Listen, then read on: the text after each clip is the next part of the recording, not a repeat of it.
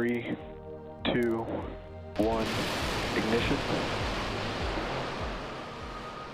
I want us as a species to go to Mars. And I thought to myself, well, that is a place. It's not just an idea, but it's a place plus ideas. There might be life there. We might learn something. There are new discoveries in the new places. So I said, all right, what did people do in the past to engage in expensive projects? Because if we go to Mars, that's going to be expensive. And somebody's going to have to write the check if we did such a thing. Is that even justifiable to do this? I'm going to look at all the things humans have done throughout time, find out what it cost as a fraction of the GDP of the day, and then ask how much does it cost to go to Mars today? And then line that up in the chart and find out what motivated them to do whatever was this other activity, and maybe we can duplicate that in modern times. That's how we would then engage in major funded projects, I thought to myself. And here's what I found. There were only 3 motivators in the history of human culture that drove nations and states to do great things. Great as in large, unforgettably magnificent. An investment of human and financial capital. We can make a list of what would be there. So the pyramids, that's big and expensive, and they're still around. The pyramids. Great Wall of China. The Manhattan Project. The Apollo Project. The Columbus voyages. We'd all agree, these are expensive things undertaken by nations. What did they have in common? Only one of 3 things. The greatest driver of them all is obvious. It's the I don't want to die driver, all right? The war driver. That's where you get the Great Wall of China. That's where you get the Manhattan Project. Time and again, the conduct of our species has demonstrated that if you feel threatened, money flows like rivers to minimize that threat. There's another driver, the promise of economic return. That's how you get the Columbus voyages and Magellan voyages, Lewis and Clark. You get investments where people say, I don't want to die poor. There's a third driver there's less of today, common centuries ago, and that's the praise of royalty or deity. That got you the cathedral building in Europe. The pyramids, that's praise of royalty. There's less of that today, hardly any of that today. You don't see whole nations investing huge amount of money in the service of God or their king. It just doesn't happen much anymore. So there are 2 drivers. If you want to do something expensive and it does not fulfill one of those 2 drivers, it's not going to happen, period. Unless you're going to claim that you live in a very special community that differs in its outlook on the causes and effects of investment and human dreams. If you have to say that you are different from every civilization that has come before you. I don't see evidence of that. Physicists are experts in matter, motion, and energy. And war is about putting energy that is here, there. That's all it is. If there's a target, you don't want that target to exist anymore, you take the energy that you created here and you put it at the target. That destroys the target. That is war reduced to its most fundamental laws of physics. All right. Well, I understand that. You can build centers because you feel threatened. It was a Cold War. Sure, I understand that. 1989, peace broke out in Europe. We almost had the largest accelerator in the world, superconducting super collider. Started construction on it in Texas in the 1980s. It was the next frontier in physics. If you go in a place in energy that no one has been before, you're going to discover something. It's that simple. Because you're stepping where no one has stepped before. That is exploration in the laboratory. So here we are riding a century of American leadership in particle physics.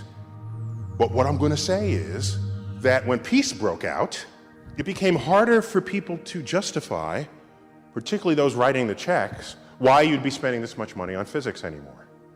The Soviet Union was gone.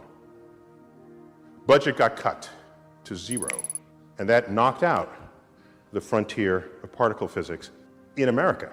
Well, interesting thing about science is that it continues anywhere else in the world. You don't have a monopoly on it.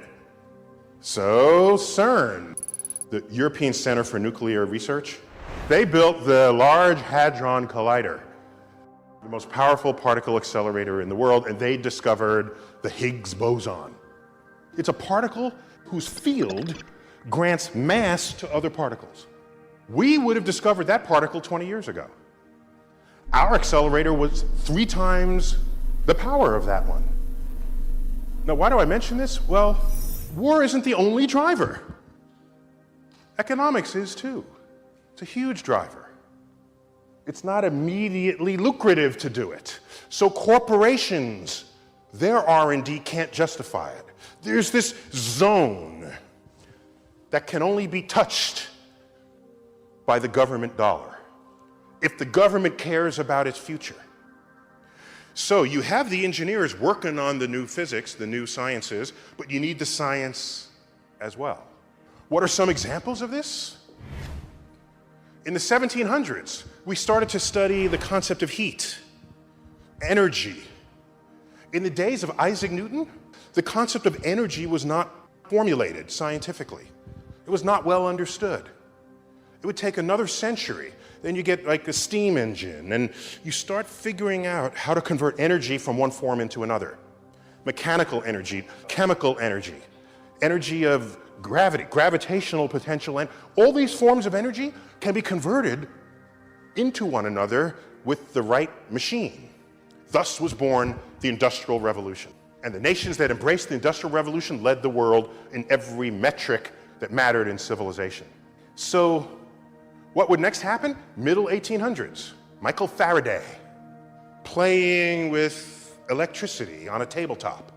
He takes a wire and moves it through a magnetic field, and a dial jumps that the wire is connected to. Well, if you do this over here and something else happens over here, that's really intriguing to a physicist. Michael, what are you doing? Because I think it was a member of parliament who came and asked, what are you wasting government money for? He has a famous reply to that. Is this what we're paying you to do, to make these tabletop toys? He says, I don't know of what use this will one day be, but I guarantee you, sir, one day you will tax it. Passing the wire through a magnetic field is how we generate electricity today. It is the foundation of all generators, turbines. Anything that turns creates electricity and something else makes it turn. You're moving wires through magnetic fields. That was in the mid-1800s. We didn't electrify cities until turn of the century, the early 1900s. It took 50 years for his tabletop experiments in the hands of clever engineers and technologists to transform the world and how we lived. Now you just flick a switch on the wall, all the lights turn on. We've known since the Industrial Revolution and earlier that innovation in science and technology, yes, it'll help defend the nation. But when you're not at war, you know what else innovation in science and technology does?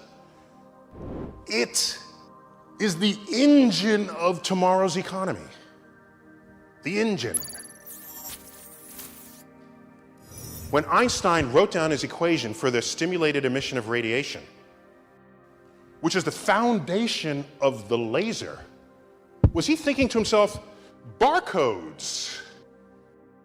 This is innovation in science, the applications of his ideas into machines requires the clever engineer, creative investors, and dynamic CEOs turn it into product. Don't ever tell me, why are you studying this? How is it helping me? You know, I don't know how it's going to help you. I have no idea. Neither did Faraday. He just knew you would tax it. Neither did Einstein. Neither did anybody who made great discoveries about our understanding and our relationship to nature.